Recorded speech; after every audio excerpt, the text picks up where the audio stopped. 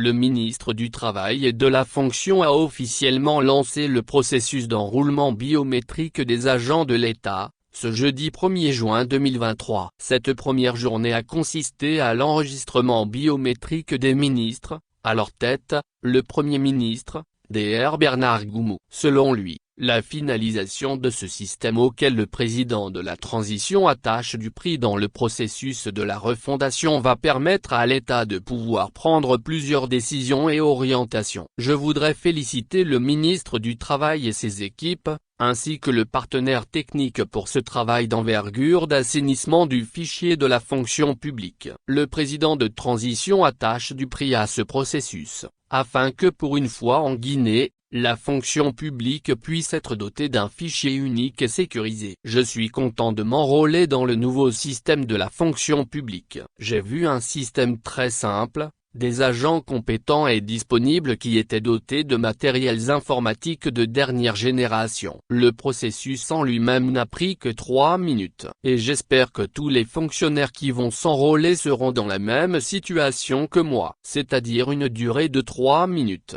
a déclaré le Premier ministre. À en croire le chargé de cette opération, le processus va s'étendre sur près de 2 mois et en termes d'avantages, l'enrôlement biométrique des agents de l'État va d'abord nous permettre de savoir exactement au terme du processus combien d'agents nous avons à la fonction publique, et par ricochet de déterminer exactement quelle est la masse salariale que l'État dégage à la fin de chaque mois, pour payer les agents. Pour nous c'est un long processus qui a commencé depuis des mois et qui a connu des petits retards parce que nous sommes dans un pays où l'accès à la connexion et au TIC est un peu compliqué.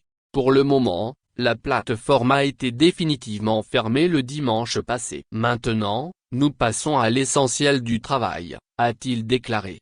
Avant d'exhorter l'ensemble des agents de l'État à ne pas traîner les pacards, dit-il, cette fois-ci, nous avons un contrat, des délais et des engagements et nous devons absolument réaliser cette biométrie dans le délai imparti. Le message est que nul n'est au-dessus de la loi et de la législation du travail. Donc l'ensemble du processus que nous mettons en place chacun doit y passer. Nous demandons à tous les agents de l'État partout où ils sont, d'être disponibles au bon moment. Un calendrier bien détaillé par département ministériel sera envoyé pour que les gens passent la biométrie à leur lieu de travail ou le lieu le plus proche, a-t-il martelé. Par ailleurs, le ministre de l'Éducation, conscient d'avoir le plus grand pourcentage des fonctionnaires de l'État, soit près de 50% selon lui, se dit être plus concerné. Par conséquent, afin de lutter contre ce qu'il a appelé la saignée financière lors du cas des enseignants fictifs, Guillaume Oigne appelle tous les enseignants à venir s'enrôler. La maîtrise de l'effectif de la fonction publique est une problématique. La transition c'est aussi cela et nous nous inscrivons dans ça afin de pouvoir maîtriser l'effectif des fonctionnaires guinéens, a-t-il indiqué.